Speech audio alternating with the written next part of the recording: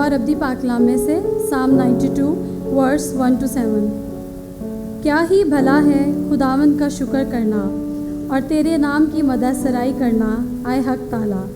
सुबह को तेरी शफ़क़त का इजहार करना और रात को तेरी वफ़ादारी का। 10 तार वाले साज और बरबत पर और सितार पर गूंजती आवाज़ के साथ, क्योंकि आए खुदावंद तूने मुझे अपने काम से खुश किया। मैं तेरी सनतकारी के सबब से शादियाना बजाऊँगा। आए खुदावंद तेरी सनतें कैसी बड़ी हैं, तेरे ख़याल बहुत अमीक हैं।